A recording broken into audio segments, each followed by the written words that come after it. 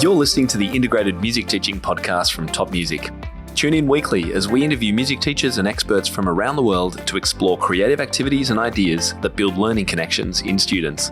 Our integrated music teaching approach will deepen your students' understanding of musical concepts, engage them in critical thinking, improve their reading and performance, foster their curiosity, and prepare them for a lifetime of music making. Hi there teachers, Tim Topham here, and welcome back to the Integrated Music Teaching Podcast. It's wonderful to be with you for another week as we inch ever closer to the end of the year and Christmas, etc. I do hope things have been going well in your studios and your end of year recitals have been going well as you wrap things up. And for those of you doing exams, I hope those exam results have been pleasing for you all. So today we have a pretty big announcement to make. As you can see by the title, we are introducing a new podcast to the Top Music family. Many of you know that we introduced a guitar podcast, Top Music Guitar Podcast, a couple of years ago, which now has about 75 episodes, which Michael's recorded. It's a hugely varied show, and actually at least half the episodes are just as relevant to teachers of any instrument or voice. So I do recommend that you subscribe to that show as well if you are interested in that. You can just search for Top Music Guitar on any podcast player. Those shows have been really, really successful and have been very varied as well, with Michael looking at group teaching and pedagogy and business and all sorts of different aspects of running a guitar studio in particular, but as I said before, equally relevant to teachers of just about any instrument. So to align with our plans to introduce resources for more and more instruments and voice teachers in the coming years, I've decided to launch the new Top Music Piano Podcast to create shows specific to piano teachers again, kind of like how I started this show, I guess. And that's what we're going to be announcing today. So, who will be hosting the new show? I can hear you wondering. Well, my guest today is our new host. It's the amazing Dr. Rachel Ehring from Dream Lavender Music Studios. You may even have heard her on her own podcast, the Dynamic Piano Teaching Podcast. Dr. Rachel Ehring is a pianist, teacher, music administrator, and lover of piano teaching gadgets. She holds a DMA in collaborative piano from the University of Colorado Boulder and an MM in accompanying from the University of Kansas. She currently serves as director at St. John's Conservatory of the Arts in Orange County, California. Previously, she held positions at Concordia University, Irvine, and Henderson State University. Rachel is passionate about empowering music teachers to create engaging and exciting lessons for students of all ages. And when she isn't playing the piano, you might find Rachel reading books with her son or walking her beagle, Frida.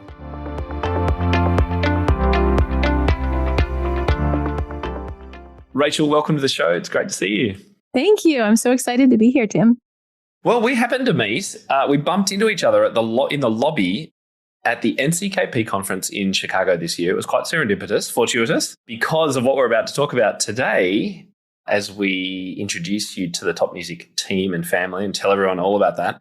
But before that, you are a music teacher and an accomplished one at that. Tell us a little bit about your studio. Where are you? What kind of ages do you teach? That sort of thing. Sure.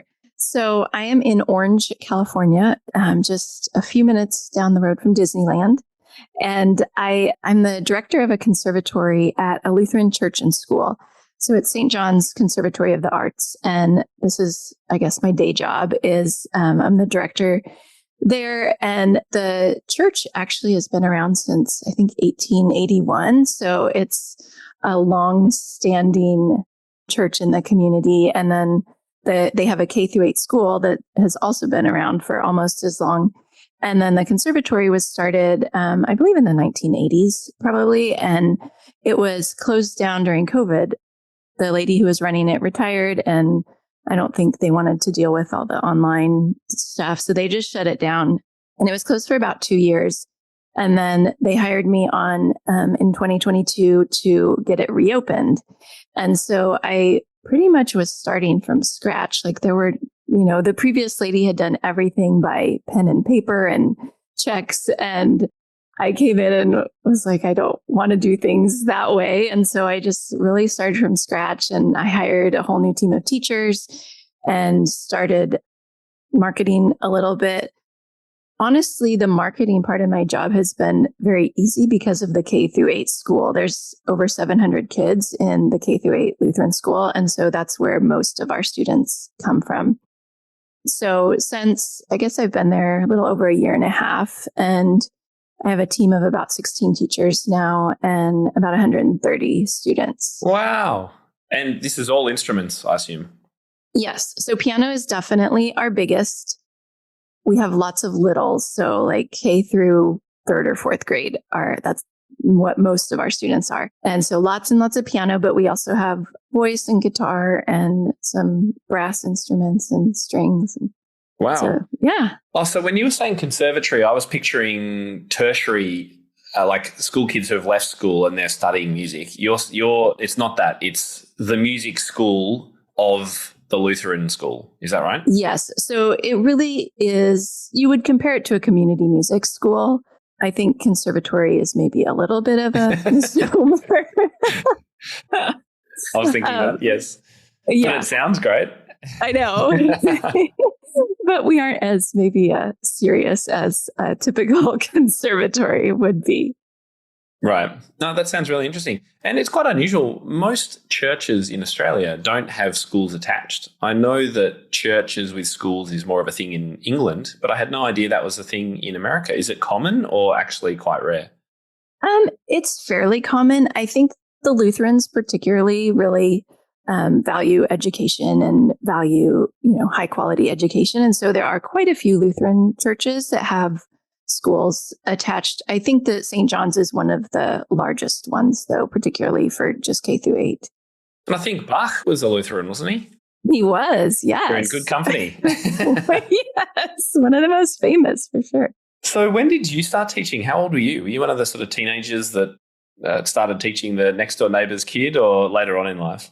Well, I was one of those teenagers. I think I started when I was maybe in 8th grade. So my mom was a school teacher. She was a kindergarten teacher before she retired. And so we had to go to school early, because she had to be there to set up her classroom and everything. And so I would always go and play the piano during those 30, 45 minutes before school. And one of the other school teachers asked if I would teach his daughter piano.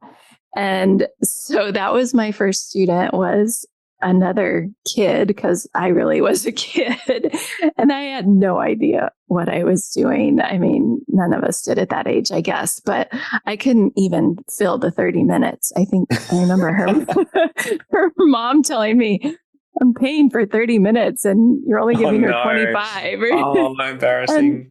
I know, right? So that was my first foray into teaching. And then honestly, I had a few students when I was in undergrad and whatnot, but after I graduated from undergrad, I got my first job as an accompanist and became really interested in accompanying. And so that's what the bulk of my career was for about 20 years, was as an accompanist or collaborative pianist. And I taught some along the way. My first staff accompanist job after my master's degree, it also involved teaching class piano for non-majors. So I taught some class piano to college kids. And then some of those kids were particularly interested in piano, I guess. And so I would take them on as private students. So I had a few students along the way.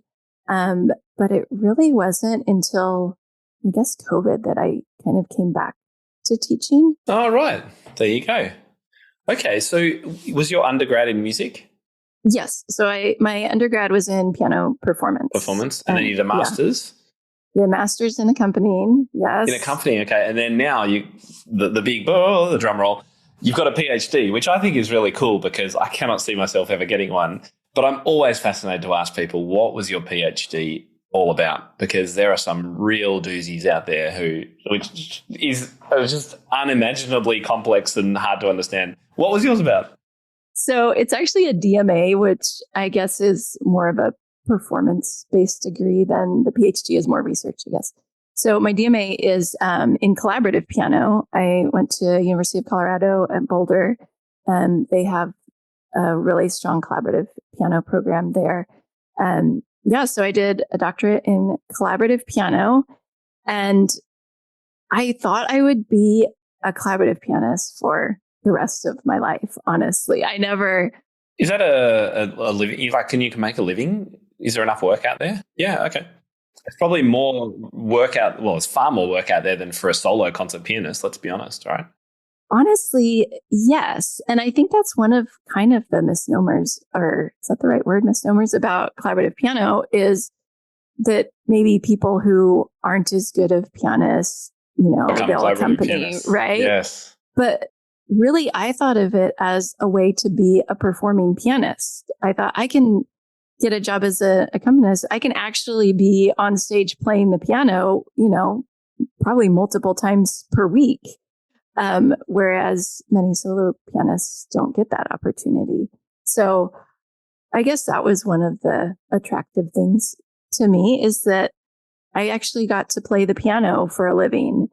So I shouldn't probably say this on this podcast, but I really didn't want to teach for a long, long time. I wanted to play. And so that's kind of why I pursued that avenue. No, I think that makes a lot of sense. And in fact, I did far more accompanying. I've never been a concert pianist, as most people know, and the thought just terrifies me anyway. But I'm more than happy to accompany, more than happy. And I have spent a lot of my career doing the same thing and making quite a good living from it. And I have worked in a lot of schools, and the piano teacher is always doing all the accompanying. And so I've accompanied every single instrument from bassoon to tuba to violin to orchestras and choirs. And you know what? There's, like you mentioned before, if you're not quite good enough to be a concert player, then maybe you'll be an accompanist. Actually, it's quite a different skill set, let's be honest. And I think it takes maybe some more skills in some ways to work with other people and get that balance and, eye contact and being in time and helping them when they stuff up and, all that kind of stuff. It's quite complex, isn't it? It is. And a lot of my doctorate, I was thinking about this before I hopped on here. If I had to sum up my doctorate, I think I would say it was all about learning to listen, because as a solo pianist, you're only listening to yourself, right? And, usually have the melody in that top finger. My undergrad teacher used to call it bloody pinky, because your melody is always up in the top pinky, right? But as an accompanist, you have to listen to the other person. You have to balance differently. You have to, different instruments, you listen differently to a string player with a bow as opposed to a tuba player who might have a delayed onset, or a singer where you're listening to the vowels. So that's a lot of what we did in my doctorate, honestly, was learning how to listen differently. What's been your favorite instrument, or voice for that matter, to accompany? Wow. Well, I've always loved the cello. Just listening to a cello and the way it can sing in a way that the piano can't quite do, honestly. We can try, but we can't quite do it. So I think probably cello has been my favorite.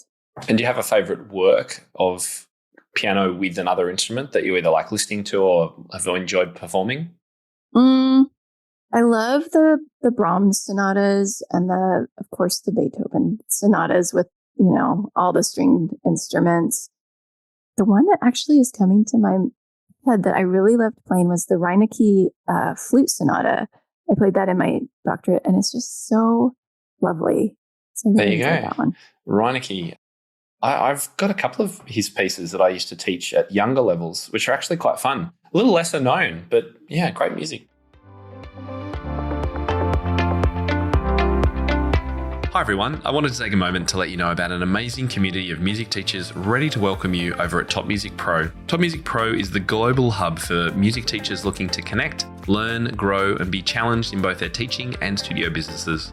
Community members save time by accessing hundreds of step-by-step lesson plans, creative teaching frameworks, business guides, online courses, and workshops. We offer training in topics as diverse as music technique, lead sheets, website building, intermediate repertoire, group teaching, and special needs teaching. We also save you money through our extensive discounts, including those with Music Notes, Sheet Music Plus, Music Room, Office Depot, Tonebase, and many more. And if you like sheet music, all our members get a free book of studio licensed, beautifully engraved sheet music each and every month. As a valued podcast listener, you can check out the TopMusic Pro community free for 14 days by heading to topmusicpro.com, clicking Join Now on our studio tier, and using the special coupon code IMTPOD23. That's all one word. So that's IMTPOD23. we can't wait to welcome you inside.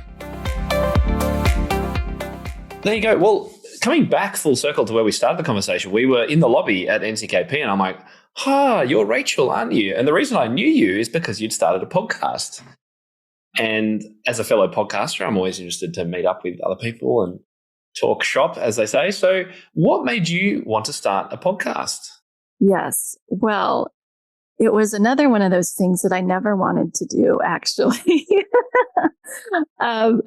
So a couple of my friends, had talked about starting podcasts, and I was like, that's great for you, but that's not something I could see myself doing. I don't like to talk particularly, and there was nothing on my heart that I felt called to start a podcast about. And then I was, after I kind of got settled in at the conservatory with that job, I've always had, well, not always, but for the past few years, I've sort of had this entrepreneurial bug, and I've heard once you get it, you can't quite get rid of it. So I wanted to do something kind of on the side, and I wasn't sure what it was going to be. And I was thinking about all these different ideas, and somehow this idea just came to me to do a podcast about all the different creative resources available for piano teachers. And I started looking, and there's several great piano podcasts out there, including yours, but many of them are broader. They talk about the business of being a studio owner and various things. And I really wanted to hone in on this idea of creative resources. And once I got the idea in my head, I couldn't shake it. So then I just started going down the path. And yeah, I guess the rest is history, as they say. I think the other thing that kind of led me to that, though, is that when I was interviewing teachers for the conservatory, I was kind of looking for those teachers that would have that creative mindset where they would, come in with all these great creative ideas beyond just teaching from the method books. And honestly, I would say probably all the teachers I interviewed, none of them really had that. They could all tell me their favorite method book, but beyond that, I felt like they weren't utilizing all these amazing resources that are available. And so it was a little bit selfish too. I thought this would also be a way to learn about resources for myself and my team of teachers and to share with them for the conservatory.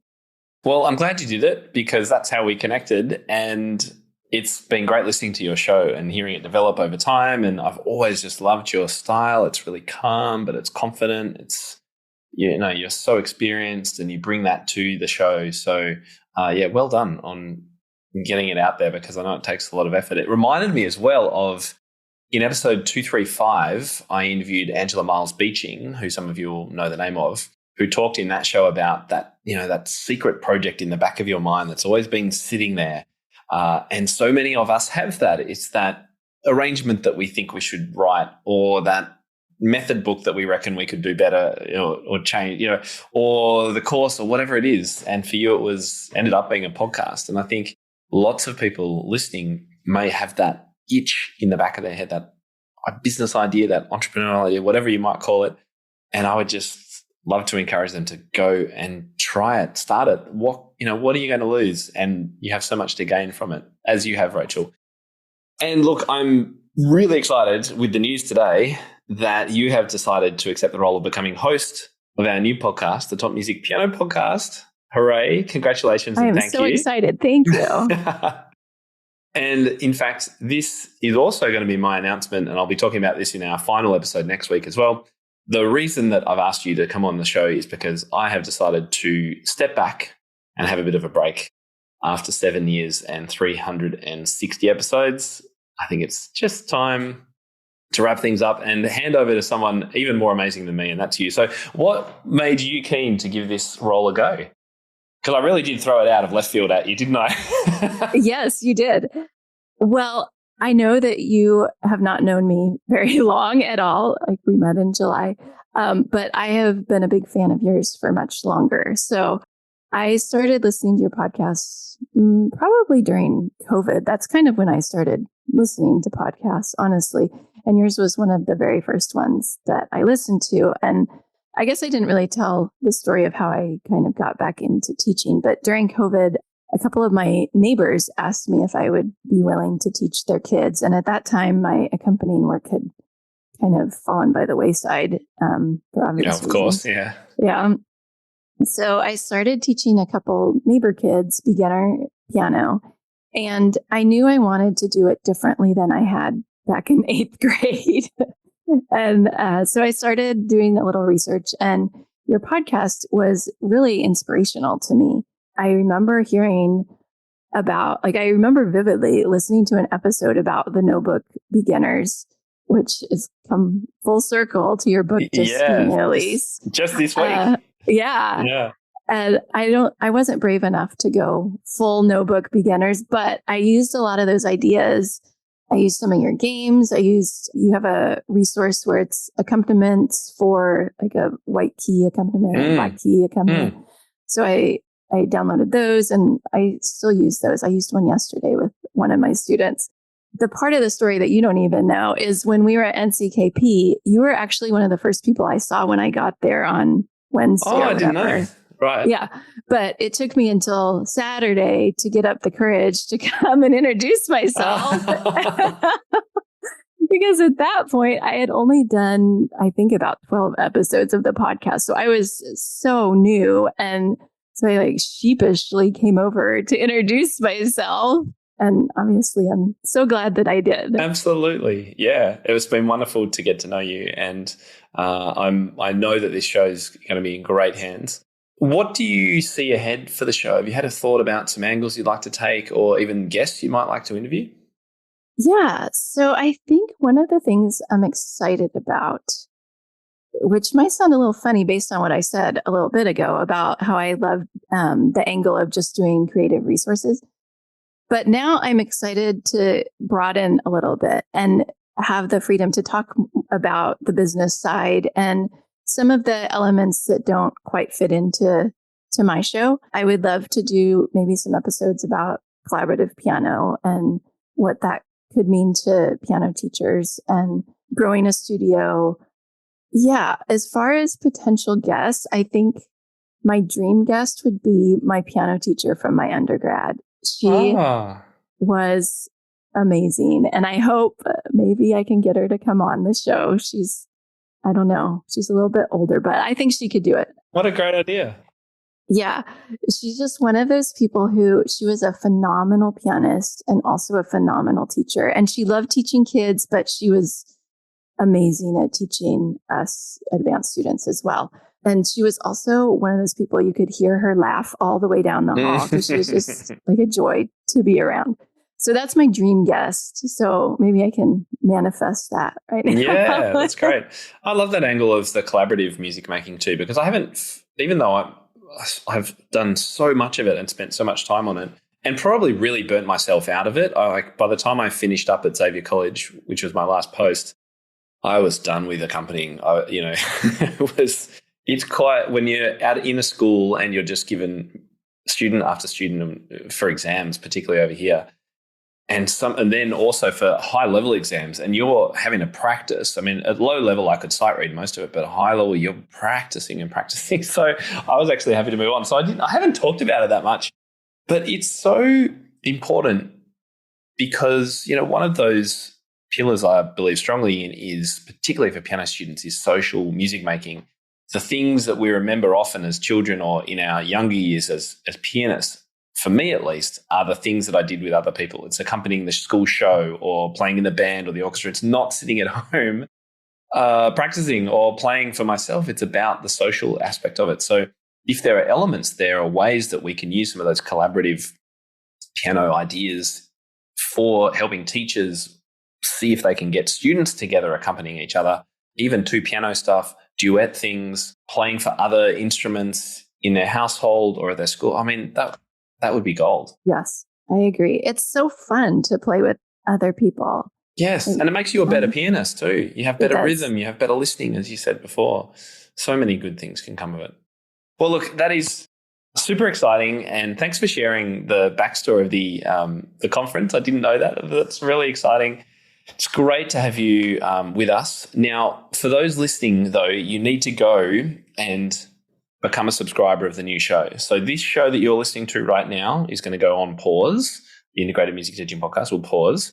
And if you want to keep listening to Top Music Piano content, you need to go and grab a subscription to, it's all free, like this one, to Rachel's show. And we've created a link for it, topmusic.co/new show. All one word, new show, easy. That will take you to the Apple Podcast feed, but you can also use whatever app you are listening to this in, whether that's Spotify or Overcast or the podcast player on your phone. Just search for the Top Music Piano Podcast, and Tim Topham or Rachel Ehring, you should be able to find it. And if you can't, let us know. We'll make sure we get you the link, but go and do that right now while you think about it, because as I say, this show will go on pause and then you'll be not hearing from any top music person when we've got this incredible show coming from Rachel really, really soon. So thank you for coming on the show today, Rachel. And we will make sure that we connect everybody with your new show. If you've got any questions for Rachel at this stage, just reach out to our support team, support@topmusic.co. And you can also connect with Rachel inside our membership, because you are part of that now too, of course. So anything else would you like to say before we wrap up today's show? No, I would love to hear from listeners. If they have ideas for shows or guests, feel free to reach out to me in the membership or email. Yeah, I'm certainly open to ideas. I don't have much really planned yet, so bring me all your ideas. Fantastic. I'm so excited. Thank you so much for this opportunity. I'm just beyond thrilled. Been wonderful to have you on the show today. Thank you so much, and we'll see you all next week. Thanks, Rachel. Thank you, Tim.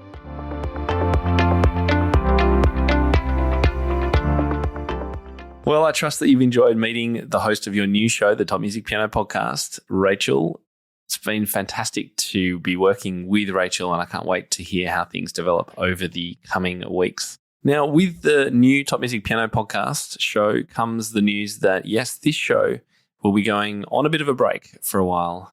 After 7 years and 360 episodes, I've decided to take a bit of a step back from the regular weekly podcasting and focus on some other areas of our business at Top Music and the way that we support teachers. So if you would like to continue to connect with the Top Music family, and particularly the piano resources that we have, then make sure you do search for and subscribe to the new show. So just go to any podcast player, the one that you're on right now, or Spotify, or wherever you like listening to podcasts, and just search for Top Music Piano Podcast. You'll be able to find it. And make sure you stay connected to us. This show may come back in the future. I'm not too sure. There's one episode next week, the final episode next week, by the way, which is our live recording where we will be having a number of teachers join us for the show. And that's our wrap up of the year 2023 and also talking about what's coming up for 2024. So that's going to be great. That's next week. But that will be my final show for a period of time while I take a bit of a break. Now, one of the other things that is coming up in January is the next cohort of our Top Music Certification program. So here's what Joe told us about Top Music Certification. From the perspective of a relatively new teacher, I'd say that this has been a wonderful learning experience in a genuinely supportive forum. It has felt like a really safe space to talk openly about your challenges and to learn and grow in a fantastically creative way. It has been great fun, and I've looked forward to seeing everyone weekly. I will really miss the group when the course has come to an end. And this from Michael. This is the most comprehensive course I've done to improve my teaching skills and my business. The course encourages you to think about different aspects of teaching in many ways, sharing new ideas and improving old ones in real time with teachers from around the world. It's a fun and friendly environment with a flexible approach to learning and assessment. So what we're talking about is our Top Music Certification program. We're going to be opening up our next enrollment at the start of January for a new cohort that we'll be taking through the program starting in February. So it'll go February, March, April. And in order to have all your questions answered and to give you more information about it, if you're considering joining the next cohort, then I highly recommend you join our next Q&A, which will be held on Tuesday, the 9th of January at 8 a.m. Australian time. That's Monday, the 8th of January in the afternoon and evening if you're in America and London. The link to register your spot and get the Zoom link is at topmusic.co/TMC. So this is Monday, the 8th of January. That'll be Chicago time, 3 p.m., Los Angeles time, 1 p.m., and 9 p.m. in London on Monday, the 8th of January, which is Tuesday morning here in Australia. So if you can't make it, by the way, make sure you register anyway. We'll send you a link to be able to watch the replay. Ideally, if you are serious and committed about becoming Top Music certified, then please do your best to make that meeting because it will give you the opportunity to ask questions which you may have. Well, thanks for joining me for the show this week. I do hope you've enjoyed it. And as I say, once more, go and make sure you subscribe to that new show because you won't be getting new podcasts from this show for a little bit of time. So that's over at TopMusic Piano Podcast. Just search for it and you'll be able to find it. Until next week, I'm Tim Topham and you've been listening to the Integrated Music Teaching Podcast. In fact, when I speak to you next week, that'll be the last time for a little while. So make sure you do tune into the show. I'll chat then. Bye-bye. How do you keep up to date with all the latest trends and research into music education? How do you connect with other teachers around the world and make sure your teaching stays fresh and relevant for students of all ages and stages both now and into the future? I created our Top Music Pro membership to be the one-stop shop for music teaching resources, training, support and community, and I'd love for you to come and join us inside. With over 40 comprehensive training courses, hundreds of teaching demonstrations and lesson plans, free monthly sheet music, discounts and all the business and pedagogy support you could ever need, Top Music Pro is the community you've been looking for. If you're ready to level up your learning from the podcast and join thousands of other teachers in our global network, head over to topmusicpro.com today. If you enjoy this show and want to hear more of our work, be sure to subscribe to this podcast wherever you're listening today. For links and resources mentioned in this episode, visit us at topmusic.co/podcast or check out the show notes. I'm Tim Topham and this is the Integrated Music Teaching Podcast, a production of Top Music. Thank you so much for listening, enjoy your week ahead, and I'll catch you next time.